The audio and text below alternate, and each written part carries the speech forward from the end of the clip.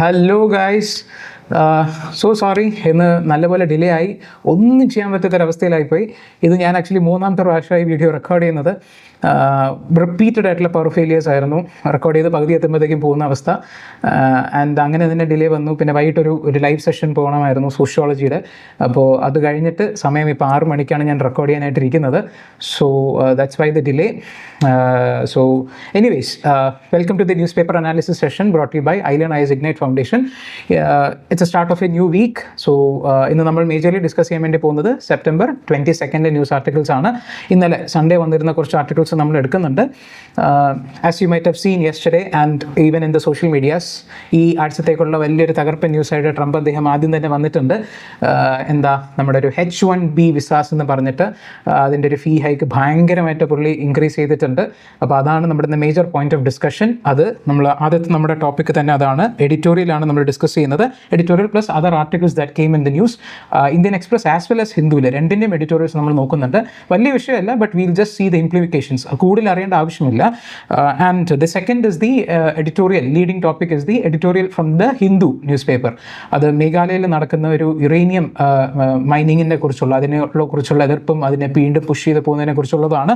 അത് നമുക്ക് എന്താണെന്ന് ബ്രീഫായിട്ട് നോക്കാം. പക്ഷെ അതല്ല, അതിലൊരു കാര്യം അതിനകത്ത് മെൻഷൻ ചെയ്യുന്നുണ്ട്. അതാണ് നമുക്ക് എക്സാം പെർസ്പെക്റ്റീവിൽ ഇമ്പോർട്ടൻ്റ് ആയിട്ട് വരുന്നത്. നമുക്ക് എന്താണെന്ന കാര്യം നമുക്ക് നോക്കാം. പിന്നെ കുറച്ച് പ്രിലിംസ് ബന്ധപ്പെട്ടുള്ള സംഭവം. പിന്നെ നമുക്കറിയാം, ഇതിനകത്ത് കാണുന്നത് പോലെ നമുക്ക് നമ്മുടെ സ്വന്തം ലാലേട്ടന് ദാദാ സാഹേബ് ഫാൽക്കെ അവാർഡ് എന്ന് പറഞ്ഞിട്ടുള്ളൊരു highest honour in Indian cinema കിട്ടിയേക്കാണ്. അതിനെക്കുറിച്ച് നിങ്ങൾ ഡെഫിനറ്റ്ലി കണ്ടിട്ടുണ്ടാവും.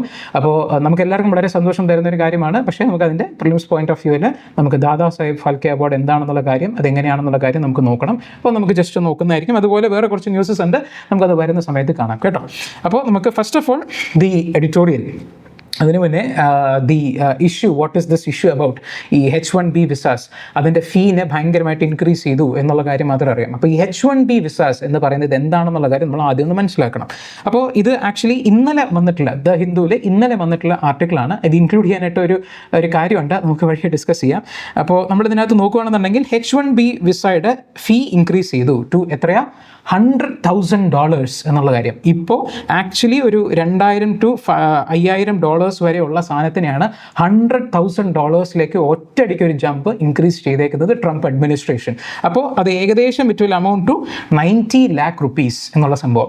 അപ്പോൾ ഈ H-1B വിസാസ് എന്ന് പറയുന്നത് എന്താണ്? ആക്ച്വലി അവിടെ ഒരു വിസ പ്രോഗ്രാമാണ്. നമ്മൾ ഏതൊരു ഫോറിൻ കൺട്രിയിലേക്ക് പോകണമെന്നുണ്ടെങ്കിലും we need to have a visa from that country.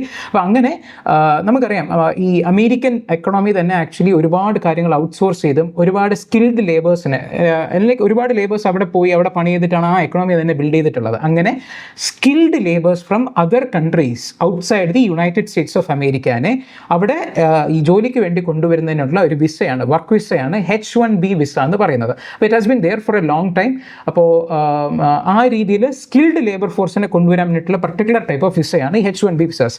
അത് മാത്രം നമുക്ക് ബേസിക്കലി അറിഞ്ഞിരുന്നാൽ മതി. ഒരു 3 year പീരീഡിനൊക്കെയാണ് ആക്ച്വലി ഇത് കൊടുക്കുന്നത്. ആൻഡ് പിന്നെ അത് റിന്യൂ ഒക്കെ ചെയ്യും. It's not that much important to learn that as such. പക്ഷേ നമുക്ക് അതിൻ്റെ ഇംപ്ലിക്കേഷൻസും കാര്യങ്ങളൊക്കെ നമ്മൾ നോക്കേണ്ടത്. അപ്പോൾ ഇതെന്താണെന്നുള്ള കാര്യം നിങ്ങൾക്ക് മനസ്സിലായി കാണുമെന്ന് വിചാരിക്കുന്നു. H-1B വിസാസ് എന്ന് പറയുന്നത് US-ലുള്ള ഒരു ടൈപ്പ് ഓഫ് വിസയാണ് ഫോർ സ്കിൽഡ് ലേബർ ഫോഴ്സ്. അപ്പോൾ അതിനെയാണ് ആക്ച്വലി ഈ ഒരു ഷാർപ്പായിട്ടുള്ള ഇൻക്രീസ്, ഏകദേശം ഒരു 6 to 8 ടൈംസോളം ഭയങ്കര ഒരു വലിയ ഹൈക്കാണ് ഇപ്പോൾ ഇതിലേക്ക് വന്നേക്കുന്നത്. അപ്പോൾ ഈ പറയുന്ന വിസയുടെ ഈ ഒരു fee has to be paid by the employer. അതായത് ഒരു എക്സാമ്പിൾ പറയുകയാണെന്നുണ്ടെങ്കിൽ ഇപ്പോൾ Google or Amazon, whoever it is, അവിടെയുള്ള ഒരു എംപ്ലോയർ ഒരു സ്കിൽഡ് ആയിട്ടുള്ള ലേബർ ഫോഴ്സ്, ഒരു ലേബറിനെ ഇങ്ങോട്ട് US-ലേക്ക് കൊണ്ടുവന്ന് പണിയെടുപ്പിക്കണമെന്നുണ്ടെങ്കിൽ ദേ ഹാവ് ടു പേ ഈ ഒരു $100,000 പെർ പേഴ്സൺ കൊടുത്താൽ മാത്രമേ വിസ അപ്രൂവ് ചെയ്ത് കിട്ടത്തുള്ളൂ ടു ദി US ഗവൺമെൻറ്.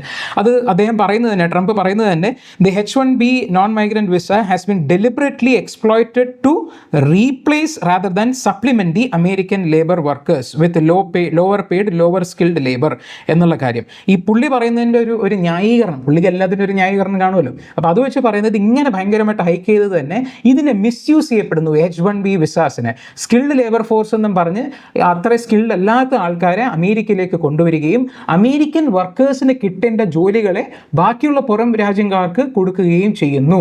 ആ സാധനത്തിനെ കേർബ് ചെയ്യാനാണ് ഈ ഒരു വലിയൊരു ഹൈക്ക് കൊണ്ടുവന്നത്. അപ്പോൾ ഈ വലിയ ഹൈക്ക് കൊണ്ടുവരുന്ന സമയത്ത് എന്താവും, അത്ര സ്കിൽഡ് ആയിട്ടുള്ള ഒരാളെ മാത്രമേ ഈ എംപ്ലോയർ കൊണ്ടുവരുള്ളൂ. കാരണം പെർ എംപ്ലോയി ആ പറഞ്ഞ ആ ഒരു company they have to pay $100,000 ആ ഒരു വിസയ്ക്ക് വേണ്ടിയിട്ട്.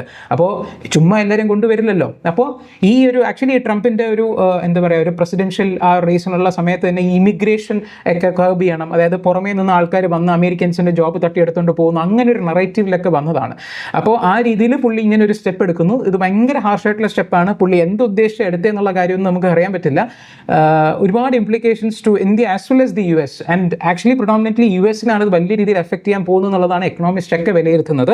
അപ്പോൾ നമ്മളിത് നോക്കുകയാണെന്നുണ്ടെങ്കിൽ ആക്ച്വലി എന്താ കാര്യം എന്ന് വെച്ച് കഴിഞ്ഞാൽ, ഈ ഒരു ചാർട്ട് കണ്ടോ, 2024 ഈ H1B വിസാസ് അപ്രൂവ് ചെയ്യപ്പെട്ടിട്ടുള്ള ആ ഒരു കൺട്രി വൈസ് സ്പ്ലിറ്റപ്പ് വെച്ച് നോക്കുമ്പോഴത്തേക്കും ഏകദേശം 71% ഈ H1B visas holders are from India. പിന്നെ ചൈന ആൻഡ് അതേഴ്സ് എന്നുള്ള രീതിക്ക് വരുന്നുണ്ട്. പക്ഷേ പ്രിഡോമിനൻ്റ്ലി 71% ഇന്ത്യൻസ് ആണ്. അപ്പോൾ it is going to be disproportionately affecting the Indians എന്നുള്ള കാര്യം. അപ്പോൾ ഈ ഒരു രീതിയിൽ ഇങ്ങനെ വന്ന സമയത്ത് നമുക്ക് എന്താ പറയുക, വേറൊരു ന്യൂസും ഇന്നലത്തെ തന്നെ വന്നൊരു സംഭവമാണ്. 60% of this Indians holding the H1B visas they are actually earning less than $100,000 per year എന്നുള്ള സംഭവം. അതൊരു അവരുടെ ഒരു സ്റ്റാറ്റിസ്റ്റിക്സ് വെച്ച് അവർ ചെയ്തതാണ്.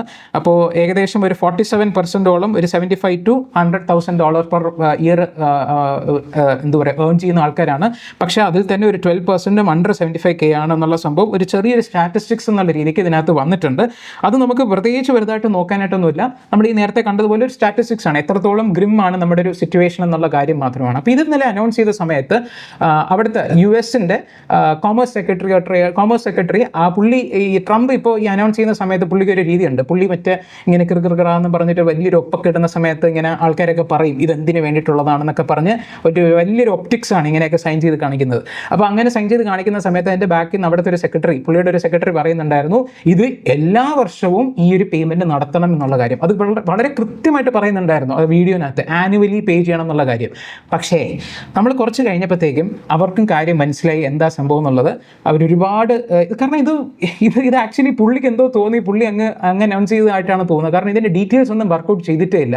കാരണം തൊട്ടടുത്ത ദിവസം നമ്മൾ നോക്കുകയാണെന്നുണ്ടെങ്കിൽ അവിടുത്തെ പ്രസ് സെക്രട്ടറി, അതായത് വൈറ്റ് ഹൗസിൻ്റെ ഒരു പ്രസ് സെക്രട്ടറി ഉണ്ട്, പുള്ളിക്കാരി ട്വീറ്റ് ചെയ്തു, കാരലിൻ ഡേവിഡ് എന്നാണ് പുള്ളിക്കാരുടെ പേര്. അപ്പോൾ they officially released a statement and actually saying that ഇതൊരു വൺ ടൈം സംഭവമാണ്. H1B വിസയുടെ ഈ ഒരു ഫീ എന്ന് പറയുന്നത്, അതും ന്യൂ ആപ്ലിക്കൻസിന് മാത്രമേ ഇത് ആപ്ലിക്കബിൾ എന്നുള്ള ഒരു വലിയൊരു ക്ലാരിഫിക്കേഷനാണ് കൊടുത്തത്. കാരണം എന്തെന്നറിയോ, ഒരുപാട് പേര് ആ ഒരു പ്രൊക്ലമേഷൻ വന്ന സമയത്ത് ഇനിയിപ്പോൾ US-ൻ്റെ പുറത്ത് ഇപ്പം നിൽക്കുന്ന ആൾക്കാർ തിരിച്ച് അണ്ടർ ചെയ്യണമെന്നുണ്ടെങ്കിൽ അവർക്ക് ഈ ഒരു 100,000 കൊടുക്കേണ്ടി വരുമോ, 90 lakhs കൊടുക്കേണ്ടി വരുമോ എന്നുള്ള ഭയങ്കര കൺഫ്യൂഷൻസ് ആയിരുന്നു. അതിനെക്കുറിച്ചൊന്നും ഒരു ഡീറ്റെയിൽസും പുറത്ത് പറഞ്ഞിട്ടില്ല. അതിൻ്റെ കൂടെയാണ് ഈ പറഞ്ഞ ഇതിനകത്ത് ആക്ച്വലി പറയുന്നുണ്ട്, US സെക്രട്ടറി ഫോർ കോമേഴ്സ് എന്ന് പറയുന്ന ലട്നിക്സ് എന്ന് പറയുന്ന ഒരാൾ, പുള്ളിയാണ് അതിനകത്ത് വലിയ കാര്യമായിട്ട് ആനുവലി ആണ് ഇത് ചെയ്യേണ്ടതെന്നുള്ള കാര്യങ്ങളൊക്കെ ഡയലോഗ് അടിച്ചു. പക്ഷേ അതിനെ നെഗേറ്റ് ചെയ്തിട്ട് അവരുടെ ടീം തന്നെ പറഞ്ഞിട്ടുണ്ട് അങ്ങനെ അല്ല എന്നുള്ള കാര്യം. ബിക്കോസ് നല്ലപോലെ എതിർപ്പ് വന്നിട്ടുണ്ടാവും from the government side as well as the എന്താ പറയുക നമ്മുടെ അവിടുത്തെ ഇൻഡസ്ട്രി വൈസ് തന്നെ. കാരണം അവിടുത്തെ ഇൻഡസ്ട്രി നമ്മൾ ഇത് തൊട്ട് മുന്നേ നമ്മൾ നോക്കുകയാണെന്നുണ്ടെങ്കിൽ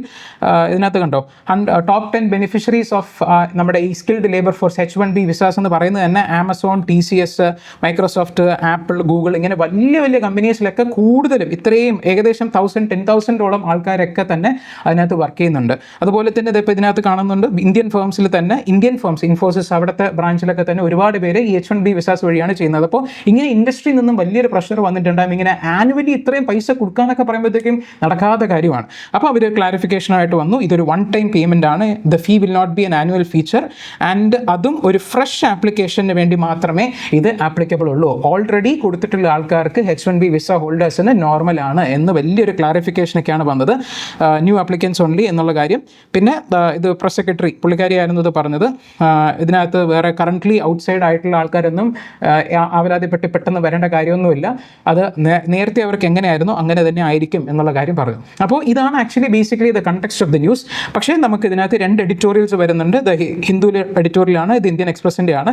2 മേജർലി ഡിസ്കസ് ചെയ്യുന്നത് ഈ കാര്യങ്ങളൊക്കെ തന്നെയാണ്. പക്ഷേ ചില ഒരു ഇമ്പോർട്ടൻ്റ് ആയിട്ടുള്ള ഇൻസൈറ്റ്സ് ഇവർ തരുന്നുണ്ട്. അപ്പോൾ നമുക്ക് ജസ്റ്റ് അത് മാത്രം എന്താണെന്നൊന്ന് കാണാം. നോക്കിക്കഴിഞ്ഞാൽ ഇതിനകത്ത് നമുക്കറിയാവുന്നതുപോലെ ഈ പറഞ്ഞിട്ടുള്ള സ്കിൽഡ് ആയിട്ടുള്ള ഈ പറഞ്ഞ വിസയാണ്, സ്കിൽഡ് ആയിട്ടുള്ള വർക്ക് ഫോഴ്സ് കൊണ്ടുവരാനായിട്ടുള്ള വിസയാണ്. അത് ഏകദേശം 6 times ആണ് ഇപ്പോഴത്തെ കറണ്ട് ഫീസിൽ നിന്നും അവർ ഇൻക്രീസ് ചെയ്തേക്കുന്നത്. So this is actually going to create humanitarian consequences for the families. ഒരുപാട് ഫാമിലീസ് ഇതിൽ നിന്നും അഫക്റ്റഡ് ആവാനായിട്ടുള്ള ചാൻസസ് ഉണ്ട് എന്നുള്ള കാര്യമാണ്.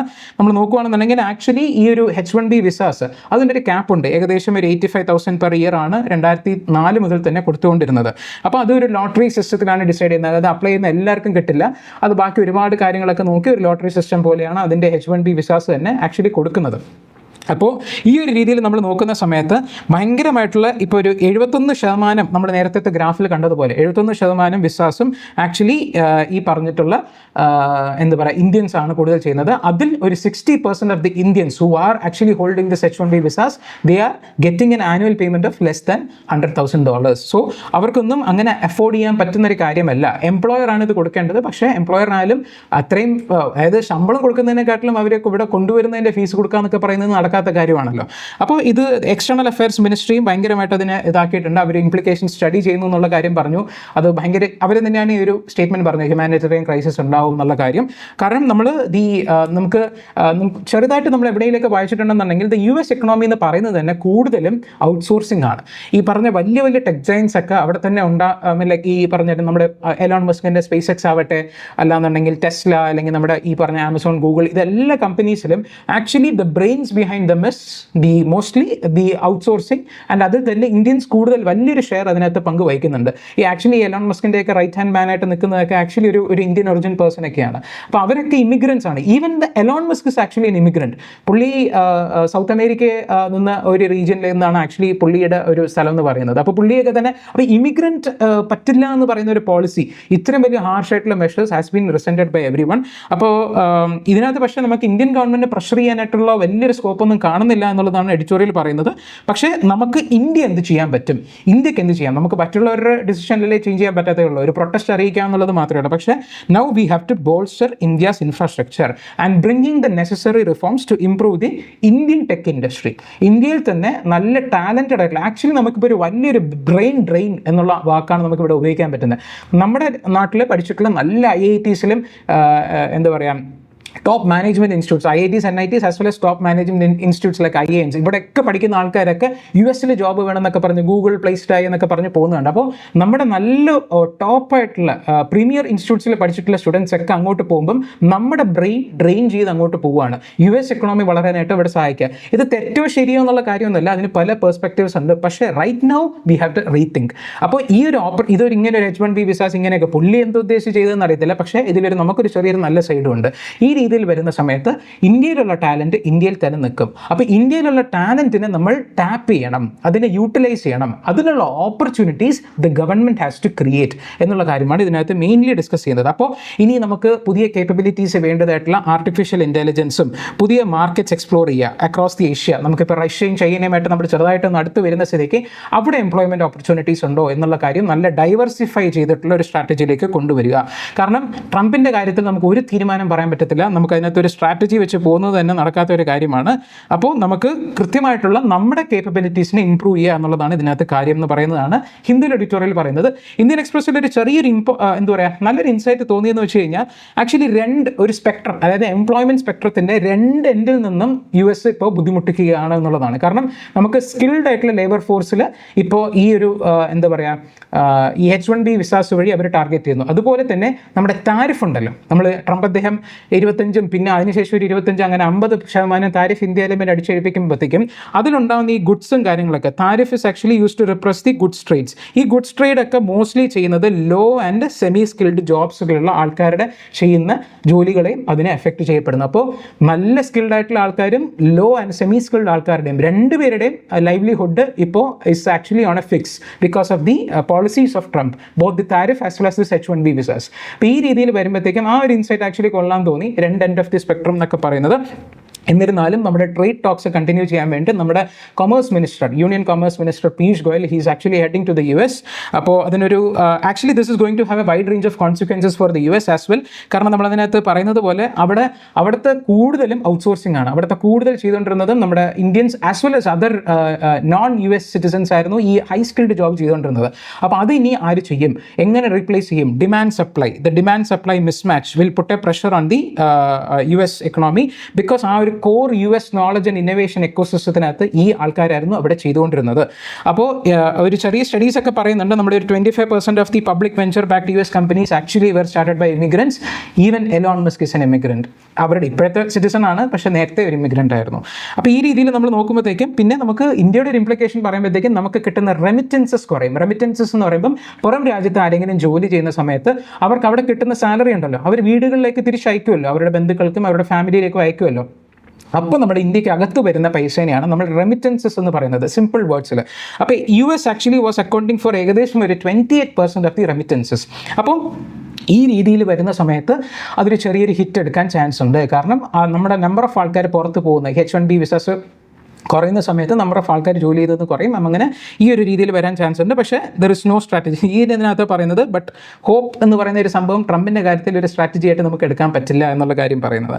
സോ ഇറ്റ്സ് ജസ്റ്റ് ഇത്ര മാത്രമേ നമുക്ക് നോക്കാനായിട്ടുള്ള ഒരു വളരെ രസകരമായിട്ടുള്ള ഒരു ടൈംസ് ഓഫ് ഇന്ത്യയിൽ ഒരു ചെറിയൊരു കാർട്ടൂൺ വന്നു ഈ കാണുന്നത് പോലെ. ആക്ച്വലി USA ഈ ട്രംപ് ഇങ്ങനെ വലിയ ഹൈക്കൊക്കെ ചെയ്തിട്ട് ഇങ്ങനെ കൊണ്ടുപോകുന്നു. പക്ഷേ അതേ സമയം നമ്മൾ നോക്കുകയാണെന്നുണ്ടെങ്കിൽ UAE ആൻഡ് ഗൾഫ് നേഷൻസിനകത്തൊക്കെ അവർ ഒരുപാട് ടാക്സ് വേവേഴ്സും ഗോൾഡൻ കാർഡും ഇപ്പോൾ ആക്ച്വലി ട്രംപ് പുതിയ കാർഡ് ഇറക്കിയിട്ടുണ്ട്. ട്രംപ് ഗോൾഡ് വിസ എന്നൊക്കെ പറഞ്ഞിട്ട്, ട്രംപ് ഗോൾഡ് കാർഡ് എന്നൊക്കെ പറഞ്ഞിട്ട് അത് ഇത്രയും വലിയ വിലയൊക്കെ കൊടുക്കണം. പക്ഷേ അതേസമയം നമുക്കവിടെ ഗോൾഡൻ വിസ ഒക്കെ പ്രോഗ്രാമൊക്കെ അവിടെ ഉണ്ട്. ലോട്ടറിയിൽ ഈ പറഞ്ഞതുപോലത്തെ ഇതില്ല, ഫീ വേവേഴ്സ് ഉണ്ട്. അപ്പോൾ ഈ രീതിയിൽ വരുമ്പോഴത്തേക്കും ആൾക്കാർ എവിടെയാണോ ഓപ്പർച്യൂണിറ്റി ഉള്ളത് അവിടെ പോകും. അപ്പോൾ മോസ്റ്റ്ലി UAEസും ഗൾഫ് നേഷൻസിലേക്ക് പോകും.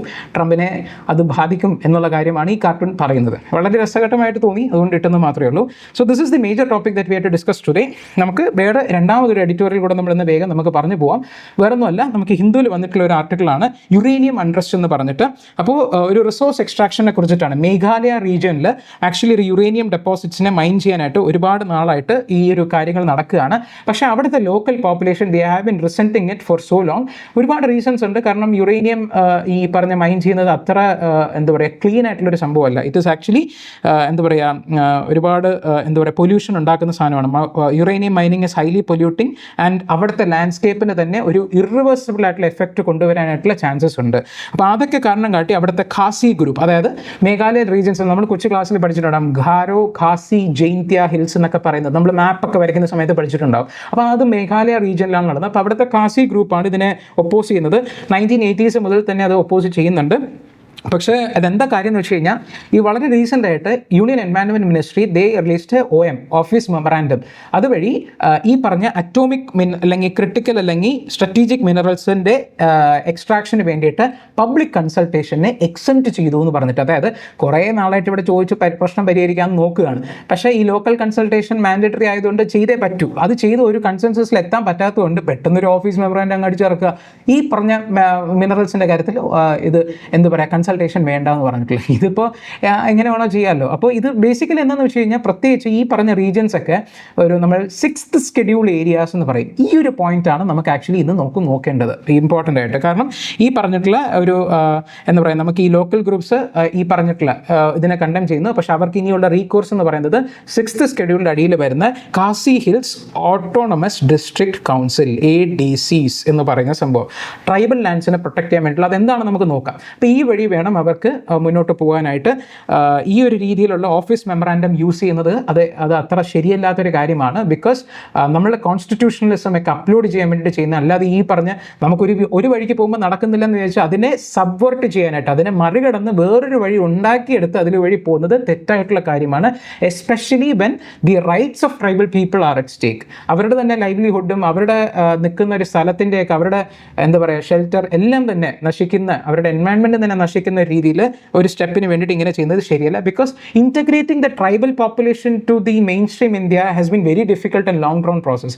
അതിൻ്റെ ഇടയ്ക്ക് ഇങ്ങനത്തെ രീതിയിൽ വരുമ്പോഴത്തേക്കും what they get a perception that their land remains a resource frontier for the rest of India. അതായത് അവർ ഇരിക്കുന്ന സ്ഥലത്ത് ഈ പറഞ്ഞ റിസോഴ്സിനെയൊക്കെ മൈൻഡ് ചെയ്തെടുക്കുക for the benefit of rest of India. അപ്പോൾ അവരൊരു സെക്കൻഡ് ഗ്രേഡ് സിറ്റിസൺസ് ആണ് എന്നുള്ളൊരു മെസ്സേജ് ആയിരിക്കും പോകുന്നത് എന്നുള്ളതാണ് ഈ എഡിറ്റോറിയൽ സജസ്റ്റ് ചെയ്യുന്നത്. അപ്പോൾ ഇതിനകത്ത് നമ്മൾ നോക്കുകയാണെന്നുണ്ടെങ്കിൽ നമ്മൾ നേരത്തെ പറഞ്ഞതുപോലെ ഈ രീതിയിലുള്ള യുറേനിയം മൈനിങ് ഒക്കെ ഭയങ്കര ഹൈലി പൊല്യൂട്ടിംഗ് ഒക്കെയാണ്. സോ എന്താ പറയുക, if such consent is unavailable it behoves the state that some state it instituted the democratic protection same state it instituted the democratic protections. അതായത് ഈ ഒരു സംഭവം അവൈലബിൾ അല്ല എന്നുണ്ടെങ്കിൽ അതിനെ നമ്മൾ എന്താ പറയുക, സ്റ്റേറ്റ് പറയുന്നത് തന്നെ ഡെമോക്രാറ്റിക് പ്രോസസ്സ് വേണമെന്നാണ്. ഇതൊരു അൺഡെമോക്രാറ്റിക് ആയിട്ടുള്ള വേയിൽ അതിനെ എടുക്കുന്നത് എത്ര ശരിയായിട്ടുള്ള കാര്യമല്ല എന്നുള്ള കാര്യമാണ് പറയുന്നത്. 5th and 6th schedule areas എന്നുള്ള സംഭവം, ഇതിനകത്ത് നമ്മൾ വീണ്ടും ഡയലോഗ്സ് കൊണ്ടുവരിക, ഇവരുമായിട്ട് ഇരുന്ന് ചർച്ച ചെയ്ത് ഈ പ്രശ്നം പരിഹരിക്കാൻ നോക്കുക. അതല്ല എന്നുണ്ടെങ്കിൽ it is going to breed resentment, more resentment later എന്നുള്ള കാര്യമാണ്. അപ്പോൾ ഈ 5th ഷെഡ്യൂൾ 6th ഷെഡ്യൂൾ എന്ന് പറയുന്നത് ഇപ്പോൾ ബേസിക്കലി ഇതൊരു ട്രൈബൽ ഏരിയ ആയതുകൊണ്ട് 6th ഷെഡ്യൂളിനെ കുറിച്ച് നമുക്കിന്ന് നോക്കാം. ബിക്കോസ് ബേസിക്കലി നമ്മൾ ഈ 5th 6th എല്ലാ ഷെഡ്യൂൾസിനെ നമ്മൾ GS ക്ലാസ്സിൽ കവർ ചെയ്യുന്നുണ്ടാവും. നമുക്കിപ്പോൾ എടുക്കുന്ന നമ്മുടെ ഇപ്പം ഇഗ്നൈറ്റിൻ്റെ പാർട്ടായിട്ട് പോകുന്ന ക്ലാസ്സിനകത്ത് will be mentioning all these stuff and PCM batch വരുമ്പോഴത്തേക്കും ഇതൊക്കെ ഡീറ്റെയിൽ ആയിട്ട് പറയുന്നൊരു സംഭവമാണ്. അപ്പോൾ 6th ഷെഡ്യൂൾ എന്താണെന്നുള്ളൊരു ബ്രീഫായിട്ട് നമുക്ക് നോക്കാം. ഇതെന്ന് പറയുമ്പോൾ ആക്ച്വലി ഇന്ത്യൻ കോൺസ്റ്റിറ്റ്യൂഷനിൽ ഒരുപാട് ഷെഡ്യൂൾസ് ഉണ്ട്. അപ്പോൾ ആ ഷെഡ്യൂൾസിൻ്റെ ഒരു വൺ ഓഫ് ദി ഷെഡ്യൂളാണ് ഈ 6th ഷെഡ്യൂൾ എന്ന് പറയുന്നത്. മൊത്തം 12 ഷെഡ്യൂൾസ് ഉണ്ട്. അപ്പോൾ അതിനകത്ത് നമ്മൾ it is actually applicable to the tribal areas in the state of 4 state. ഇത് കൃത്യം ഓർത്ത് വെക്കണം. 4 സ്റ്റേറ്റിന് മാത്രമേ ഈ ഒരു ഇത് ആപ്ലിക്കബിൾ ആയിട്ട് വരത്തുള്ളൂ. ഇതിനൊരു കോഡായിട്ട് വേണമെങ്കിൽ പഠിച്ചു വയ്ക്കാം, AMMT എന്ന് പറഞ്ഞിട്ട്. ഞാൻ എങ്ങനെയാണ് പഠിച്ചു വെച്ചിട്ടുള്ളത്, അസം, മേഘാലയ, മിസോറാം ആൻഡ് ത്രിപുര. അസം, മേഘാലയ, ആ ഒരു നോർത്ത് ഈസ്റ്റ് റീജിയനെ മാത്രം മനസ്സിൽ വെച്ചാൽ മതി. അസം, മേഘാലയ, മിസോറാം ആൻഡ് ത്രിപുര എന്നുള്ള സംഭവം. ഇതിനകത്ത് ചിലപ്പോൾ മണിപ്പൂർ കയറി വരാൻ ചാൻസ് ഉണ്ട്. നിങ്ങളുടെ AMMT എന്ന് പറഞ്ഞ് വരുമ്പോഴത്തേക്കും നോർത്ത് ഈസ്റ്റിൽ അത് മാത്രമേ ഇനി M ആയിട്ടുള്ളൂ, പക്ഷേ അതില്ല എന്നുള്ള കാര്യം മാത്രം പഠിച്ചു വയ്ക്കുക. അപ്പോൾ ഈ ഒരു AMMT പറഞ്ഞിട്ടുള്ള സ്റ്റേറ്റ്സിലാണ് ഇത് ആപ്ലിക്കബിൾ ആയിട്ട് വരുന്നത്, ട്രൈബൽ ഏരിയാസിലാണ്. സോ ഈ 6th ഷെഡ്യൂളിനകത്ത് provision for tribal areas in these 4 states. അതിനകത്ത് it is actually aimed to safeguard the indigenous culture and scheduled tribes interest. അവരുടേതായിട്ടുള്ള ഒരു കൾച്ചറും അവരുടേതായിട്ടുള്ള ട്രഡീഷൻസ് ഒക്കെ പ്രിസർവ് ചെയ്യാൻ വേണ്ടിയിട്ട് അവർക്ക് കുറച്ച് എക്സ്ട്രാ പവേഴ്സ് കൊടുക്കും. അപ്പോൾ ഈ ഒരു there are 10 ട്രൈബൽ ഏരിയാസ് ഈ ഒരു പ്രസൻ്റ്ലി ഇൻ 4 സ്റ്റേറ്റ്സിനകത്ത്. അപ്പോൾ അവിടെ ഈ ഓട്ടോണമസ് ഡിസ്ട്രിക്റ്റ് എന്ന് പറഞ്ഞ കൺസെപ്റ്റ് ഈ 6th ഷെഡ്യൂളിലാണ് വരുന്നത്. വേറെൻ ഈ ഗവർണർ, ആ സ്റ്റേറ്റിൻ്റെ ഗവർണർക്ക് he or she can organise and reorganise the autonomous district. ഈ ഓട്ടോണമസ് ഡിസ്ട്രിക്റ്റിൻ്റെ ഒരു കൗൺസിലുണ്ട്. ആ കൗൺസിൽ ഹാസ് 30 മെമ്പേഴ്സ്. അപ്പോൾ ആ 30 മെമ്പേഴ്സിൽ 4 പേരെ ഗവർണർക്ക് നോമിനേറ്റ് ചെയ്യാം. ബാക്കി 26 പേരെയും അവിടുത്തെ പീപ്പിൾ തന്നെ they elect based on the adult franchise. And this ADC have enormous powers. നമ്മുടെ പഞ്ചായത്ത് മുനിസിപ്പാലിറ്റിയും പോലെ അല്ലാതെ അവർക്ക് കുറച്ച് അധികം പവേഴ്സ് ഉണ്ട് ഇൻ വ്യൂ ഓഫ് എന്താ പറയുക, പ്രൊട്ടക്ടിങ് ദി ട്രൈബൽ റൈറ്റ്സ് എന്നുള്ള രീതിക്ക്. Powers of the ADCs include ഈ പറഞ്ഞ സ്റ്റേറ്റ് ഉണ്ടല്ലോ, ഏത് സ്റ്റേറ്റിൽ, ഈ 4 സ്റ്റേറ്റിലെയും state laws are actually not applicable to the tribal areas unless extended by the ADCs. ഒന്ന് ആലോചിച്ച് നോക്കി, ഇത് എത്ര പവർഫുൾ ആണെന്നുള്ളത് നമുക്ക്. ആ സ്റ്റേറ്റിനകത്ത് തന്നെ പാർട്ടായിട്ട് വരുന്ന ഒരു റീജിയനാണ് ആ സ്ഥലം. പക്ഷേ സ്റ്റേറ്റ് ലെജിസ്ലേച്ചർ പാസ്സാക്കുന്ന ഒരു ബില്ല് അല്ലെങ്കിൽ ഒരു ആക്ടിനെ അവർക്ക് അവിടെ നടപ്പാക്കണമെന്നുണ്ടെങ്കിൽ ADCs അപ്രൂവ് ചെയ്യണം. അപ്പോൾ ആ ഒരു ട്രൈബൽ കൾച്ചറിനെ പ്രിസർവ് ചെയ്യാനായിട്ടുള്ള one of the most important powers ആണ് ഈ ഒരു പവർ എന്ന് പറയുന്നത്. പിന്നെ ആ ADC can make laws on A variety of subjects including ഇതൊക്കെ ഡിവോഴ്സ്, ഇൻഹെറിറ്റൻസ് എന്നൊക്കെ പറയുന്നത് നമ്മുടെ ഒരു പേഴ്സണൽ റിലേഷനാണ്, പേഴ്സണൽ ലോസ് എന്ന് നമ്മൾ പറയും. അപ്പോൾ സിവിൽ ലോസിലൊക്കെ അതിനൊക്കെ അവർ ചെയ്യാം. ആ സോഷ്യൽ കസ്റ്റംസിനെ റെഗുലേറ്റ് ചെയ്യാം, മാരേജ് റെഗുലേറ്റ് ചെയ്യാം. ഈ പറഞ്ഞ ഈ ഏരിയാസ് ഒക്കെ തന്നെ ആക്ച്വലി ഒരു പേഴ്സണൽ ലോസ് എന്ന് നമ്മൾ പറയുന്ന ഒരു കാറ്റഗറിയിൽ വരുന്നതാണ്. അവിടുത്തെ കൾട്ടിവേഷനെ റെഗുലേറ്റ് ചെയ്യാം. And ADCs are responsible and four establishing and managing അവിടുത്തെ പ്രൈമറി സ്കൂൾസ്, പിന്നെ അവിടുത്തെ ഡിസ്പെൻസറീസ്, പിന്നെ അവിടുത്തെ റോഡ്സ്, വാട്ടർവേസ്, ഈ കാര്യങ്ങളൊക്കെ തന്നെ അവർക്ക് തന്നെ സ്വയം ചെയ്യാവുന്ന ഒരു പവേഴ്സ് അവിടെ കൊടുക്കുന്നുണ്ട്. And ADCs can assess land revenue, ടാക്സും കാര്യങ്ങളൊക്കെ ചെയ്യാം. പിന്നെ ഈ മിനറൽ എക്സ്ട്രാക്ഷനും, അതായത് ഈ അവിടെ ഒരു ഏരിയയിൽ മിനറൽ എക്സ്ട്രാക്ഷൻ ചെയ്യണമെന്നുണ്ടെങ്കിൽ ലൈസൻസ് ഗ്രാൻഡ് ചെയ്യേണ്ടത് അവിടുത്തെ ADCs ആണ്. ഈ ഒരു കാര്യമാണ് എഡിറ്റോറിയലിൽ പറയുന്നത്. ആ Khasi hills they can raise opposition, ആ Khasi people can raise the opposition in that particular ADC. കാരണം ഇതിന് മൈനിങ്ങിന്, ഇതൊരു യുറേനിയം മൈനിങ് ആണ്. അപ്പോൾ മൈനിങ്ങിന് ലൈസൻസ് കൊടുക്കാനായിട്ട് ഇവരുടെ പെർമിഷൻ വേണ്ടതിനെ എതിർക്കുക എന്നുള്ളൊരു ഓപ്പർച്യൂണിറ്റിയാണ് അവിടെ ഉള്ളത് എന്നുള്ള കാര്യമാണ് ഇത് പറയുന്നത്. ഇതിനകത്ത് ഇത്ര മാത്രമേ നമുക്ക് ആക്ച്വലി നോക്കേണ്ടതായിട്ടുള്ളൂ. This is the main point of discussion, the whole leading articles. പിന്നെ നമുക്ക് വേറെ കുറച്ച് ചെറിയ ആർട്ടിക്കിൾസ് ഉണ്ട്. Hope you understood this thing. ഇതിനകത്ത് ഇത്ര അറിഞ്ഞാൽ മതി, ബാക്കിയുള്ള നമുക്ക് ഡീറ്റെയിൽ ആയിട്ട് GS സെഷൻസിൽ പഠിക്കാം. ഓക്കെ, ഇപ്പോൾ നമുക്ക് ആക്ച്വലി ഒരു ചെറിയൊരു ന്യൂസ്, നമ്മുടെ മോദിജി ഇന്നലെ പെട്ടെന്ന് വൈകിട്ട് 5 മണിക്ക് വരുന്നു എന്നൊക്കെ പറഞ്ഞ് മെസ്സേജ് വന്നു. വലിയ എന്തോ ഭൂകമ്പമായിരിക്കും എന്നൊക്കെ ചിലർ പ്രതീക്ഷിച്ചു. പക്ഷേ of course because the GST 2.0 major reform അത് റോൾ ഔട്ട് ചെയ്യുന്നതിന് മുന്നേ പുള്ളി എല്ലാവരും ഒന്ന് കണ്ട് കാര്യങ്ങളൊക്കെ പറഞ്ഞേക്കാമെന്ന് വിചാരിച്ച് വന്നതാണ്. അപ്പോൾ നമ്മുടെ GST 2.0 reform for which we have conducted enormous amount of discussions അത് റോൾ ഔട്ട് ചെയ്തിരിക്കുകയാണ്. ഏകദേശം ഒരു 99% of the articles the people that common people use അതിനെല്ലാം തന്നെ 5% GST അല്ലെങ്കിൽ 0% വന്നിരിക്കുകയാണ്. ഇന്നത്തെ പേപ്പർ നിങ്ങൾ എടുത്തു പോയി കഴിഞ്ഞാൽ എല്ലാ സാധനത്തിനകത്തും എത്ര വില കുറഞ്ഞു, മിൽമയ്ക്ക് പാൽ ഇത്ര വില കുറഞ്ഞു എന്നൊക്കെ പറഞ്ഞൊക്കെ കൊടുത്തിട്ടുണ്ട്. അപ്പോൾ നമ്മുടെ മോദിജി പറഞ്ഞതുപോലെ എല്ലാവരും സാധനങ്ങളൊക്കെ മേടിക്കുക, കൺസംഷൻ കൂട്ടുക, അതുവഴി നമ്മുടെ ഈ ഒരു പദ്ധതിയെ വിജയകരമാക്കി കൊടുക്കുക. ആൻഡ് ഓഫ് കോഴ്സ് നമ്മുടെ ഫ്ലിപ്കാർട്ടിലെ ബിഗ് ബില്യൺ ഡേയ്സും ആമസോണിലെ ഗ്രേറ്റ് ഇന്ത്യൻ ഫെസ്റ്റിവലും നാളെ മുതൽ സ്റ്റാർട്ട് ചെയ്യുകയാണ്. സോ എല്ലാവരും പർച്ചേസ് ചെയ്ത് മോദിജിയെ ഹാപ്പി ആക്കുക. ഓക്കെ, ഇതിനകത്ത് ഇത്ര മാത്രമേ പറയാനുണ്ട്, പ്രത്യേകിച്ച് വേറൊന്നുമില്ല. നമുക്ക് അതിനെ നമ്മൾ ആക്ച്വലി ഈ ഒരു GST ബച്ചത് ഉത്സവ് എന്നാണ്, ബച്ചത് മീൻസ് സേവിങ്സ് ഉത്സവ് എന്നുള്ള കാര്യമാണ് അവരൊരു ക്യാമ്പയിൻ പോലെ നടത്തുകയാണ്, അത്രയേ ഉള്ളൂ. പിന്നെ നമുക്ക് നമ്മുടെ പ്രിയപ്പെട്ട ലാലേട്ടന് ദാദാ സാഹേബ് ഫാൽക്കെ അവാർഡ് കിട്ടിയിട്ടുണ്ട്. അത് it is the highest honour in Indian cinema എന്നുള്ള സംഭവമാണ്. അപ്പോൾ വർഷത്തിൽ എന്താ പറയുക, എല്ലാ വർഷവും കൊടുക്കണമെന്നൊന്നുമില്ല, പക്ഷെ അത് ഭയങ്കര ഒരു അച്ചീവ്മെൻ്റ് ആയിട്ടാണ് കണക്കാക്കപ്പെടുന്നത്. അപ്പോൾ this is actually a moment of pride for all of us belonging to the Malayalam film industry. അപ്പോൾ ലാലേട്ടന് അത് കിട്ടിയത് എല്ലാവർക്കും വളരെ സന്തോഷം ഉണ്ടാവും. അപ്പോൾ നമുക്ക് അതിന് ഈ ലാലേട്ടന് കിട്ടിയതല്ലാതെ നമുക്ക് ഈ ഒരു അവാർഡിനെ കുറിച്ച് നമുക്ക് ജസ്റ്റ് നോക്കേണ്ടതായിട്ടുള്ള കാര്യമുണ്ട്. Basically ministry of information and broadcasting ആണ് ഈ അവാർഡ്സ് അനൗൺസ് ചെയ്യുന്നത് എന്നുള്ള കാര്യമാണ് നമുക്ക് ഇതിനകത്ത് മെയിനായിട്ട് നോക്കേണ്ടതായിട്ടുള്ളത്. And this actually as a award selection committee അത് ബേസ് ചെയ്തിട്ടാണ് അവർ ഈ നിശ്ചയിക്കുന്നത്. ആക്ച്വലി ഓരോ വർഷം ഈ കമ്മിറ്റിയിൽ മെമ്പേഴ്സ് ചേഞ്ച് ആവും. ഈ വർഷം നമ്മുടെ ഇതിന് മുന്നത്തെ ഇതിൻ്റെ റെസിപ്പിയൻ്റ് ആയിട്ടുള്ള മിഥുൻ ചക്രബർത്തി, ഒരു ഹോളിവുഡിലെ വലിയൊരു ആക്ടറാണ്, ഭയങ്കര ഡാൻസറൊക്കെയാണ് അദ്ദേഹം. പിന്നെ നമ്മുടെ ശങ്കർ മഹാദേവൻ, പിന്നെ വേറൊരാൾ, 3 പേരായിരുന്നു ഇതിൻ്റെ മെമ്പേഴ്സ് ആയിട്ടുണ്ടായിരുന്നത്. സോ ഇറ്റ് ഇസ് ഒരു ഫിക്സഡ് ആയിട്ടുള്ള ഒരു ജൂറി മെമ്പർ ഒന്നും അല്ല. അപ്പോൾ ഇതിനകത്ത് നമുക്ക് ഈ ദാദാ സാഹേബ് ഫാൽക്കെ അവാർഡ് എന്താണെന്നുള്ള കാര്യം നമുക്ക് നോക്കണം. It is for the lifetime contribution to Indian cinema. അപ്പോൾ നമ്മളിത് 1947 മുതലേ ഉണ്ടോ? ഇല്ല, ഇത് 1969 മുതലാണ് ഇത് വന്നിട്ടുള്ളത്. ഈ ദാദാ സാഹേബ് ഫാൽക്കെയുടെ 100th ബർത്ത് ആനിവേഴ്സറിയുടെ ആയിട്ട് അനുബന്ധിച്ചാണ് ഇന്ത്യൻ ഗവൺമെൻറ് അതിനെ ഇൻസ്റ്റിറ്റ്യൂട്ട് ചെയ്തത്. This is the highest award in the field of cinema in India. അപ്പോൾ ഇതിനകത്ത് നമ്മൾ നോട്ട് ചെയ്യേണ്ട ഒരു കാര്യം, ഇതിൻ്റെ ഫസ്റ്റ് റെസിപ്പിയൻ്റ് എന്ന് പറയുന്നത് ഒരു ലേഡിയാണ്, who goes by the name Devika Rani എന്ന് പറയുന്നത്. She is considered as the first lady of Indian cinema എന്നുള്ള കാര്യം. അപ്പോൾ ഈ ഒരു അവാർഡിനകത്ത് നമുക്കൊരു സ്വർണ്ണ കമൽ ഗോൾഡൻ മെഡലിയൻ കിട്ടും, ഗോൾഡൻ ലോട്ടസിൻ്റെ സ്വർണ്ണ കമൽ മെഡലിയൻ കിട്ടും. അതിൻ്റെ കൂടെ ഒരു ഷോൾ ഉണ്ടാവും, പിന്നെ ഒരു 10 lakh rupees ക്യാഷ് പ്രൈസും ഉണ്ടാവും. And most importantly it is presented by the president of India, honourable president of India. ഇതാണ് നമുക്ക് നോക്കേണ്ടതായിട്ടുള്ളത്. And who is this Dada Saheb Phalke എന്നുള്ള കാര്യം നമുക്ക് ജസ്റ്റ് ഒന്ന് അറിഞ്ഞിരിക്കണം. അതിനകത്ത് പറയുന്നത് പോലെ ഇദ്ദേഹം മഹാരാഷ്ട്രയിൽ നിന്നാണുള്ളത്. He is a very multi talented genius painter ആണ്, ഒരുപാട് കാര്യങ്ങളുണ്ട്. ഇതൊന്നും നമുക്ക് വേണ്ട, പക്ഷേ he is considered the father of Indian cinema because the first full-length feature film Raja Harishchandra was directed by this great personality in 1913. അപ്പോൾ അദ്ദേഹത്തിൻ്റെ പേരിലാണ് ഇതിനെ ഇൻസ്റ്റിറ്റ്യൂട്ട് ചെയ്തേക്കുന്നത് ഈ ഒരു അവാർഡിനെ. അപ്പോൾ നമുക്ക് ലാലേട്ടനെ കിട്ടി. And it will be presented tomorrow September 23. So എല്ലാവരും കൈയടിക്കാൻ പറ്റിയ ഒരു അവസരം കിട്ടട്ടെ. സോ ഇതാണ് നമുക്കിന്ന് നോക്കേണ്ടതായിട്ടുണ്ടായിരുന്നത്. പിന്നെ ഇന്ന് വന്നിട്ടുള്ള ഒരു ആർട്ടിക്കിളായിരുന്നു MiG-21 കുറിച്ചിട്ടുള്ള ഒരു ഫൈറ്റർ ജെറ്റാണ്. നമ്മുടെ ഇന്ത്യൻ ആർമി അല്ലെങ്കിൽ എയർഫോഴ്സിൻ്റെ ഒരു പവർ ഹോഴ്സ് ആയിട്ട് തന്നെ അറിയപ്പെട്ടിരുന്നത്. നമ്മുടെ 1960s ഇതിനെ ഇൻഡക്ട് ചെയ്യുന്നത്. അന്ന് മുതൽ ഇന്നത്തെ നാൾ വരെ നമ്മുടെ ഒരു വലിയൊരു പവർ ഹൗസ് ആയിരുന്നു. നമ്മുടെ എല്ലാ മേജർ മിഷൻസും ഇൻക്ലൂഡിങ് ദി 1971 വാർ, നമ്മുടെ കാർഗിൽ വാർ, എല്ലാ വാർസിലും 1965 വാർ, ഇതിലെല്ലാത്തിലും നമ്മൾ ഉപയോഗിച്ചിരുന്നത് ഈ ഒരു ഇതിനെയാണ്. 1965, 71 കാർഗിൽ വാർ, നമ്മുടെ ബാലക്കോട്ട് എയർ സ്ട്രൈക്സ്, ഇതിലെല്ലാത്തിലും നമ്മളെ സഹായിച്ചിരുന്നത് MiG-21 എന്ന് പറഞ്ഞിട്ടുള്ള എയർക്രാഫ്റ്റ് ആണ്. ഇതാണ് ഇന്ത്യയുടെ first supersonic aircraft that we got from Russia made ആണ് ഈ MiG-21 എയർക്രാഫ്റ്റ്സ് എന്ന് പറയുന്നത്.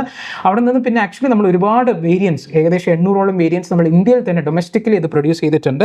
1963 ആണ് വരുന്നത്. ഫസ്റ്റ് സൂപ്പർസോണിക് ഫൈറ്റർ ആണ്. അതുകൊണ്ട് തന്നെ നമ്മൾ അതിൻ്റെ ഫസ്റ്റ് സ്ക്വാഡ്രനെ ഫസ്റ്റ് സൂപ്പർസോണിക്സ് എന്നാണ് അതിനെ നമ്മൾ വിളിച്ചിരുന്നത്. ഇതിനെക്കുറിച്ച് വലുതായിട്ട് അറിയേണ്ട കാര്യമൊന്നുമില്ല. ഏകദേശം എല്ലാം HAL, അതായത് ഹിന്ദുസ്ഥാൻ എയറോനോട്ടിക്സ് ലിമിറ്റഡ്, HAL ആണ് ഇതിനെ മാനുഫാക്ചർ ചെയ്തുകൊണ്ടിരുന്നത്. അപ്പം അങ്ങനെ നമ്മുടെ ഒരു പവർ ഹൗസ് ആയിരുന്നതിന് നമ്മൾ ഒരുപാട്, പക്ഷേ I mean like towards end of this ആ ഒരു ടെക്നോളജി ഒരുപാട് മാറി, അതിനെ നമുക്ക് അപ്ഗ്രേഡ് ചെയ്തിട്ട് കാര്യമില്ലാതെ. അപ്പോൾ നമ്മൾ ആ ഒരു പതുക്കെ ആ ഒരു വേരിയൻറ്റിനെ റിഡ്യൂസ് ചെയ്ത് ഫേസ് ഡൗൺ ചെയ്തുകൊണ്ട് വരികയായിരുന്നു. ഒരുപാട് ആക്സിഡൻസും കാര്യങ്ങളൊക്കെ നടക്കുന്നുണ്ടായിരുന്നു. അപ്പോൾ അതുകൊണ്ട് നമ്മളതിനെ ഫേസ് ഡൗൺ ചെയ്തു. ഇപ്പോൾ തൽക്കാലത്തേക്ക് ഇപ്പോൾ തേജസ് ലൈറ്റ് കോമ്പാക്ട് എയർക്രാഫ്റ്റ് അല്ലെങ്കിൽ MK1A എന്ന് പറഞ്ഞിട്ടുള്ള വേരിയൻറ്റിലാണ് നമ്മളിപ്പോൾ കൂടുതലേക്ക് ഷിഫ്റ്റ് ചെയ്യുന്നത്. ഇപ്പോൾ ഇത് ആക്ച്വലി ബേസിക്കലി പല എയർക്രാഫ്റ്റ്സിൻ്റെ അത് ജസ്റ്റ് ഒരു കമ്പാരിസൺ ആണ്. 1963 അത് ഇൻട്രൊഡ്യൂസ് ചെയ്തിട്ടുള്ളത് MiG-21. പക്ഷേ നമ്മൾ LCA ചെയ്തസ്, LCA എന്ന് പറയുമ്പോഴത്തേക്കും light compact aircraft, LCA Tejas Sukhoi, ഇതും റഷ്യൻ മെയ്ഡാണ്. Sukhoi MK1. പിന്നെ നമ്മൾ എല്ലാവർക്കും അറിയാവുന്ന പോലെ റഫാൽ എന്ന് പറയുന്നത് ഫ്രഞ്ച്. അപ്പോൾ ഇതിൻ്റെ ജസ്റ്റ് ഒരു കമ്പാരിസൺ ആണ്. ഇതിനെക്കുറിച്ച് നമുക്ക് ഡീറ്റെയിൽ ആയിട്ട് അറിയേണ്ട കാര്യമില്ല, ജസ്റ്റ് ഒരു കമ്പാരിസൺ പോലെ ഇട്ടുന്നേ ഉള്ളൂ. Just you can read it by yourself. പക്ഷേ when we come to the science and technology classes will be learning about these things. Okay, അപ്പോൾ ഈ ഒരു MiG-21 നിന്ന് മാറി നമ്മൾ സ്ലോലി LCA ചെയ്തസും സുക്കോയും റഫാലിലേക്കും ഒക്കെ ആയിട്ട് നമ്മുടെ ആ ഒരു ഫൈറ്റർ എയർക്രാഫ്റ്റിൻ്റെ ഒരു സ്ക്വാഡ്രനെ നമ്മൾ എക്സ്പാൻഡ് ചെയ്തുകൊണ്ടിരിക്കുന്നു. ഇത് ഫേസ് ഡൗൺ ചെയ്തു. ലാസ്റ്റ് ആയിട്ട് ഒഫീഷ്യലി നമ്മളിപ്പോൾ റിട്ടയർ ചെയ്തിട്ടുണ്ട്. എത്ര മാത്രം നമുക്ക് അറിയാനായിട്ടുള്ളത്. പിന്നെ ആക്ച്വലി നമ്മൾ നേരത്തെ പറഞ്ഞിട്ടുള്ളത് പോലെ ഒരുപാട് സ്റ്റേറ്റ്സ് നമ്മളൊരു ആർട്ടിക്കിൾ ഡിസ്കസ് ചെയ്തു, ഒരു ടെക്സ്റ്റ് ആൻഡ് കോണ്ടെക്സ്റ്റ് ഹിന്ദുവിൽ വന്നിട്ടുള്ള article, like slowly the western is beginning to recognise Palestinian state officially എന്നുള്ള കാര്യം. ഇപ്പോൾ അതിനൊരു ഉടനെ ഇതായിട്ട് നമ്മൾ UK, ഓസ്ട്രേലിയ ആൻഡ് കാനഡ പെട്ടെന്ന് ഒരു സുപ്രഭാതത്ത് വന്നിട്ട് they have recognise this Palestine as a state. India has done it long before 1980s തന്നെ we have recognise Palestine as a state. അപ്പോൾ ഉടൻ തന്നെ ഫ്രാൻസും ബാക്കി അവരൊക്കെ ഇന്ന് ആക്ച്വലി ഇപ്പോൾ UN ജനറൽ അസംബ്ലി ഇപ്പോൾ നടക്കാൻ പോവുകയാണ് ന്യൂയോർക്കിൽ, ഇന്ന് തൊട്ട് നടക്കുന്നുണ്ട്. അപ്പോൾ ആ ഒരു ഇതിൻ്റെ പാർട്ടായിട്ട് മിക്കവാറും എല്ലാ കൺട്രീസും ഇതിനെ അക്സെപ്റ്റ് ചെയ്യും, പാലസ്തീനെ റെക്കഗ്നൈസ് ചെയ്യും എന്നുള്ളതാണ് പറയുന്നത്. ഇതിനകത്ത് ബേസിക്കലി വേറൊന്നും പറയാനൊന്നുമില്ല. കാരണം നമ്മൾ അന്ന് ഡിസ്കസ് ചെയ്തതിനകത്ത് നമ്മൾ പറഞ്ഞിരുന്നത് ആക്ച്വലി ഈ ഒരു പ്രശ്നം പരിഹരിച്ച് ഒരു 2 സ്റ്റേറ്റ് സൊല്യൂഷൻ വന്നതിന് ശേഷം അതിനൊരു എൻഡ് ഇതായിട്ട് നമ്മൾ പാലസ്തീനെ റെക്കഗ്നൈസ് ചെയ്യാം എന്നായിരുന്നു ഇത്രയും കാലമായിട്ട് ആൾക്കാർ വെയിറ്റ് ചെയ്തുകൊണ്ടിരുന്നത്. പക്ഷേ ഈ Israel has been continuing it's attacks on Palestine and particularly Gaza. അപ്പോൾ അതൊന്നും എൻഡ് ചെയ്യുന്നൊരു ഇത് കാണാത്തതുകൊണ്ട് ഇതിന് എൻഡ് ചെയ്യാൻ വേണ്ടിയിട്ട് ഇനിയിപ്പോൾ ഇവർ ചെയ്ത് കഴിഞ്ഞാൽ അവസാനം റെക്കഗ്നൈസ് ചെയ്യുന്നതെന്ന് കഴിഞ്ഞാൽ അങ്ങനെ ഒരു സ്റ്റേറ്റേ ഉണ്ടാവില്ല. അതുകൊണ്ട് നമുക്ക് ആദ്യം ഈ സ്റ്റേറ്റിനെ റെക്കഗ്നൈസ് ചെയ്യാം. ആ റെക്കഗ്നൈസ് ചെയ്യുന്നത് will be a path to the 2 state solution എന്നുള്ളൊരു ഐഡിയ വരികയും അങ്ങനെയാണ് ഈ സ്റ്റേറ്റൊക്കെ ഇപ്പോൾ എല്ലാ കൺട്രീസും ഇതിനെ റെക്കഗ്നൈസ് ചെയ്യുന്നത്. ഇതിൻ്റെ കൂടെ വന്നിട്ടുള്ള ബേസിക്കലി ഇന്ത്യൻ എക്സ്പ്രസ്സിൽ വന്നുള്ള ഒരു ആർട്ടിക്കിളാണ്. ജസ്റ്റ് ഒരു ഇൻഫർമേഷൻ ഉള്ളതുകൊണ്ട് ആഡ് ചെയ്തതേ ഉള്ളൂ. UN ജനറൽ അസംബ്ലി കൂടുകയാണ്. 80th സെഷനാണ് നടക്കാൻ പോകുന്നത്. 193 മെമ്പേഴ്സ് ഉണ്ട്. അപ്പോൾ ബേസിക്കലി ഇതിൻ്റെ രസകരമായിട്ടുള്ളൊരു കാര്യം ഉണ്ടായിരുന്നു, ജസ്റ്റ് നോട്ട് ചെയ്ത് വെക്കുക എന്നുള്ളതേ ഉള്ളൂ. UN ജനറൽ അസംബ്ലിയിലെ എല്ലാ കൺട്രീസും സ്പീക്ക് ചെയ്യും. അതിൽ ആരാണ് ആദ്യം സ്പീക്ക് ചെയ്യുന്നത്? ബ്രസീൽ. എല്ലാ വർഷവും ബ്രസീലാണ് ആദ്യത്തെ സ്പീക്കർ. അത് ചിലപ്പോൾ നമുക്കൊരു പ്രിലിംസിൽ ചിലപ്പോൾ ഒരു സ്റ്റേറ്റ്മെൻ്റ് ആയിട്ട് വന്നേക്കാം. ആൽഫബറ്റിക്കൽ ഓർഡറിലാണോ ആൾക്കാർ സംസാരിക്കുന്നത്, വേറെ ഏതെങ്കിലും ഓർഡറിലാണോ എന്നൊക്കെ പറഞ്ഞ്, അല്ലെങ്കിൽ US-ലല്ലേ അതിൻ്റെ ഹോസ്റ്റ് കൺട്രി, അപ്പോൾ US ആണ് ആദ്യം സ്പീക്ക് ചെയ്യുന്നതെന്നൊക്കെ വന്നു കഴിഞ്ഞാൽ ചിലപ്പോൾ നമ്മുടെ ലോജിക്കലി ശരിയെന്ന് എടുത്തു പോകും. പക്ഷെ അങ്ങനെയല്ല. ബ്രസീലായിരുന്നു ആദ്യത്തെ ഏർലി ഇയേഴ്സിൽ ആദ്യം സ്പീക്ക് ചെയ്യാൻ വന്നിരുന്നത്. അപ്പോൾ അതൊരു ട്രഡീഷൻ ആയിട്ട് മാറി. എല്ലാ വർഷവും Brazil is the first member to speak. And second ആയിട്ട് പറയുന്നത് യുണൈറ്റഡ് സ്റ്റേറ്റ്സ് ആണ്. ബിക്കോസ് യുണൈറ്റഡ് സ്റ്റേറ്റ്സിലാണ് ഈ ന്യൂയോർക്കിലാണ് ആക്ച്വലി ഈ ഒരു UN ഹെഡ് ക്വാർട്ടേഴ്സ് ഉള്ളത്. അപ്പോൾ ആ ഒരു ഏരിയയിലെ ഹോസ്റ്റ് കൺട്രി ആയതുകൊണ്ട് അവരായിരിക്കും സെക്കൻഡ് സംസാരിക്കുന്നത്. പിന്നെ order will change according to the hierarchy and person first basis. ഇത് നമ്മൾ ജസ്റ്റ് നോക്കി നിൽക്കേണ്ട ഒരു സംഭവമാണ്. പിന്നെ ലോങ്ങസ്റ്റ് ഡ്യൂറേഷൻ നമ്മുടെ ഫിഡൽ കാസ്ട്രോയാണ്. ഏകദേശം 4.5 മണിക്കൂറോളം എങ്ങാണ്ടോ അദ്ദേഹം പ്രസംഗിച്ചിട്ടുണ്ട്. അല്ലെങ്കിൽ യൂഷ്വലി വോളണ്ടറി ആയിട്ട് ഒരു 15 മിനിറ്റ്സിൻ്റെ ടൈം ലിമിറ്റ് സാധാരണ രീതിയിൽ സെറ്റ് ചെയ്യാറുണ്ട്. 15 മിനിറ്റോളം ആൾക്കാർ സംസാരിക്കും എന്നുള്ള കാര്യമാണ്. അത് മാൻഡേറ്ററി അല്ല, വോളണ്ടറി ആണെന്നുള്ള കാര്യം നോക്കുക. പിന്നെ ഇതിനകത്ത് ആക്ച്വലി എന്താ കാര്യം എന്ന് വെച്ചാൽ ഇതിനകത്ത് നമുക്ക് നോക്കേണ്ടതായിട്ടുള്ളത് പുതിയ UN ജനറൽ സെക്രട്ടറിനെ അടുത്ത വർഷം തിരഞ്ഞെടുക്കാൻ പോവുകയാണ്. അപ്പോൾ അത് തിരഞ്ഞെടുക്കുന്ന സമയത്ത് നമ്മുടെ 15 മെമ്പർ UN സെക്യൂരിറ്റി കൗൺസിലാണ് ഒരു കാൻഡിഡേറ്റിനെ റെക്കമെൻഡ് ചെയ്യേണ്ടത്. എവിടെ? UN ജനറൽ അസംബ്ലിയിലേക്ക് റെക്കമെൻഡ് ചെയ്യണം. അപ്പോൾ നമ്മുടെ 5 പെർമനൻറ്റ് കൺട്രീസ് ആയിട്ടുള്ള Britain, China, France, Russia and US they must agree for that എന്നുള്ള സംഭവമാണ്. ജസ്റ്റ് വേറൊന്നും ആക്ച്വലി വലിയ ആവശ്യമുള്ള കാര്യമല്ല. ബാക്കിയൊക്കെ നമുക്ക് ന്യൂസിൽ വരുമ്പോൾ കാണാം. ഇത് മാത്രം ജസ്റ്റ് ഒന്ന് അറിഞ്ഞിരിക്കുക. അപ്പോൾ ഇത്രയാണ് നമുക്ക് മെയിനായിട്ട് നോക്കേണ്ടത്. ഒരു ആർട്ടിക്കിൾ കൂടെ ഉണ്ട്, ബ്ലൂ ഗ്രീൻ അമോണിയ എന്ന് പറഞ്ഞിട്ട്. ഇത് ഇന്നലെ ദ ഹിന്ദുവിൽ വന്നിട്ടുള്ള, സൺഡേയിലെ പേപ്പറിൽ വന്നിട്ടുള്ള ഒരു ചെറിയൊരു പോർഷനായിരുന്നു, വലുതാക്കി വെച്ചെന്ന് മാത്രമേ ഉള്ളൂ.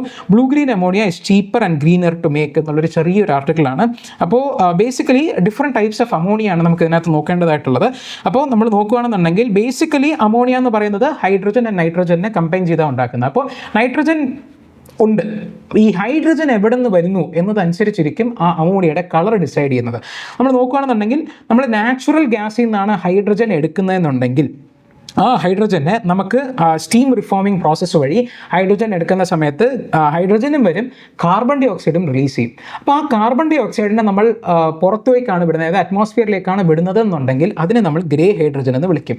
പക്ഷേ അതേ പ്രോസസ്സിൽ ഈ കാർബൺ ഡൈ ഓക്സൈഡിനെ നമ്മൾ കാർബൺ ക്യാപ്ചർ ടെക്നോളജി ഉപയോഗിച്ച് ഈ അണ്ടർഗ്രൗണ്ടിൽ സ്റ്റോർ ചെയ്യുകയോ അങ്ങനെ കാർബൺ സീക്വസ്റ്റർ ചെയ്ത് കഴിഞ്ഞാൽ ആ ഹൈഡ്രജനെ നമ്മൾ ബ്ലൂ ഹൈഡ്രജൻ എന്ന് വിളിക്കും. അതായത് കളർ കോഡിംഗ് ആണ്, ജസ്റ്റ് ഒന്ന് നോട്ട് ചെയ്ത് വെക്കുക. Carbon dioxide atmosphere release ചെയ്യപ്പെട്ട് കഴിഞ്ഞാൽ നമ്മൾ അതിനെ ഗ്രേ ഹൈഡ്രജൻ എന്നും, പക്ഷെ അതേ കാർബൺ ഡൈ ഓക്സൈഡിനെ നമ്മൾ കാർബൺ ക്യാപ്ചർ വഴി ചെയ്ത് വെച്ച് കഴിഞ്ഞാൽ അതിനെ നമ്മൾ ബ്ലൂ ഹൈഡ്രജൻ എന്നും വിളിക്കും. പക്ഷേ ഇതിൻ്റെ രണ്ടിൻ്റെയും സോഴ്സ് നാച്ചുറൽ ഗ്യാസ് വെച്ചിട്ടാണ്. പക്ഷേ ഈ നാച്ചുറൽ ഗ്യാസിന് സ്റ്റീം റിഫോമിംഗ് പ്രോസസ്സ് അല്ലാതെ മീത്തേൻ പൈറോളിസിസ് എന്ന് പറഞ്ഞ മെത്തേഡ് വെച്ചാൽ ചെയ്യുന്നതെന്നുണ്ടെങ്കിൽ നമുക്ക് കിട്ടാൻ പോകുന്നത് ഹൈഡ്രജൻ ആൻഡ് സോളിഡ് കാർബൺ ആണ്. മറ്റത് കാർബൺ ഡൈ ഓക്സൈഡ് ഗ്യാസ് ആണ്. ഇവിടെ വരുന്നത് പൈറോളിസിസ് പ്രോസസ്സ് വഴിയാണ് ചെയ്യുന്നതെന്നുണ്ടെങ്കിൽ സോളിഡ് കാർബൺ ആണ്. അങ്ങനെ സോളിഡ് കാർബൺ വരുന്ന സാധനത്തിനെ അതിൻ്റെ കൂടെ കിട്ടുന്ന ഹൈഡ്രജനെയാണ് നമ്മൾ ടോർക്യോയിസ് ഹൈഡ്രജൻ എന്ന് പറഞ്ഞ് വിളിക്കുന്നത്. പക്ഷേ അതേസമയം നമ്മൾ വാട്ടറിൻ്റെ ഇലക്ട്രോളിസിസ്, നമുക്കറിയാം H2O എന്ന് പറയുന്നതിനെ സ്പ്ലിറ്റ് ചെയ്ത് കഴിഞ്ഞാൽ H2ഉം O2ഉം കിട്ടും. അങ്ങനെ കിട്ടുന്ന H2നെ ഇലക്ട്രോളിസിസ് വഴി റിന്യൂവബിൾ എനർജി ഉപയോഗിച്ച് കിട്ടുന്നതിനെ, അതായത് റിന്യൂവബിൾ എനർജിയുടെ ഇലക്ട്രിസിറ്റി ഉപയോഗിച്ച് ആ ഇലക്ട്രോളിസിസ് കണ്ടക്ട് ചെയ്ത് നമ്മൾ സ്പ്ലിറ്റ് ചെയ്ത് കഴിഞ്ഞാൽ ആ കിട്ടുന്ന ഹൈഡ്രജനെ നമ്മൾ ഗ്രീൻ ഹൈഡ്രജൻ എന്ന് വിളിക്കും.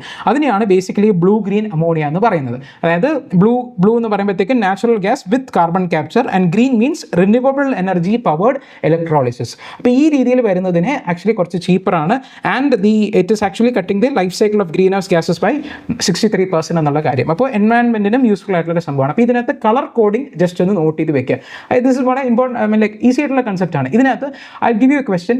നമുക്ക് നാച്ചുറലി എന്താ പറയുക കാണുന്ന ഹൈഡ്രജൻ ഇൻ ദി അറ്റ്മോസ്ഫിയർ, അതിനൊരു കളറുണ്ട്, അതെന്താണെന്നുള്ള കാര്യം കമൻറ്റ് ബോക്സിൽ ടൈപ്പ് ചെയ്യുക. ഓക്കെ, അപ്പോൾ നമ്മളിന്ന് മേജർലി ഡിസ്കസ് ചെയ്യാൻ വെച്ചിരുന്ന ടോപ്പിക്സ് ഇത്രയേ ഉള്ളൂ. നമുക്ക് എന്താണെന്നുള്ള കാര്യം നമുക്ക് ക്വിക്കായിട്ട് റീക്യാപ്പ് ചെയ്യാം. നമ്മൾ ആദ്യമായിട്ട് H1B വിസാസിനെ കുറിച്ചാണ് നമ്മൾ കണ്ടത്. വിസ ഫീനെ കുറിച്ച് നമ്മൾ കണ്ടു. പിന്നെ ബേസിക്കലി നമ്മൾ ഷെഡ്യൂൾ 6നെ കുറിച്ച് നമ്മൾ കണ്ടു. ആക്ച്വലി ഇത് ട്രൈബൽ ഏരിയാസിന് വേണ്ടിയിട്ടുള്ളതാണ്. അത് 4 സ്റ്റേറ്റ്സിലാണ് ഉള്ളത്. ആ 4 സ്റ്റേറ്റ്സ് ഇതാണെന്നുള്ള കാര്യം ഓർക്കുക. AMMT എന്ന് പറഞ്ഞ കോഡ്. പിന്നെ നമുക്ക് നമ്മുടെ ദാദാ സാഹിബ് ഫാൽക്കെ അവാർഡാണ്, അത് നമ്മുടെ ലാലേട്ടന് കിട്ടിയിട്ടുണ്ട്. പിന്നെ നമുക്ക് MiG-21 എയർക്രാഫ്റ്റ്സിനെ കുറിച്ച് നമ്മൾ പറഞ്ഞു. MiG-21 എയർക്രാഫ്റ്റ്സ് അത് റഷ്യൻ മെയ്ഡാണ്.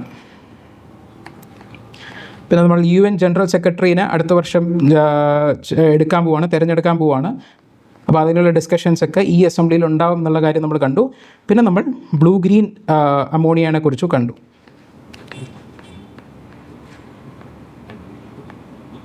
അപ്പോൾ ഇത്രയാണ് നമ്മളിന്ന് മേജർലി ഡിസ്കസ് ചെയ്യാനുണ്ടായിരുന്നത്. ഐ നോ കുറച്ച് ലേറ്റായി, reason that I told before. So നാളെ ഞാൻ തന്നെ ആയിരിക്കും വരുന്നത്. അപ്പോൾ ആക്ച്വലി ഇന്ന് വേറെ കുറച്ച് ടെക്സ്റ്റ് ആൻഡ് കോൺടാക്ട്സിൽ ആർട്ടിക്കിൾസ് ഉണ്ടായിരുന്നു. ഗവർണറിൻ്റെ ഇഷ്യൂ, നമ്മുടെ പ്രസിഡൻഷ്യൽ റെഫറൻസിനെ കുറിച്ച് നമ്മൾ തന്നെ 2 പ്രാവശ്യം ഇതിനെക്കുറിച്ച് ഡിസ്കസ് ചെയ്തു. വീണ്ടും ഒരേ കാര്യം പറയേണ്ടതെന്ന് വെച്ചിട്ടാണ്. You can actually read it by yourself. എന്തെങ്കിലും ഡൗട്ട് തോന്നുകയാണെന്നുണ്ടെങ്കിൽ നമുക്കത് ആ ആർട്ടിക്കിൾ എടുക്കണം എന്ന് തോന്നുകയാണെന്നുണ്ടെങ്കിൽ you can type in the comment box. Will take it up tomorrow. Okay, so will meet you tomorrow. Goodbye until then.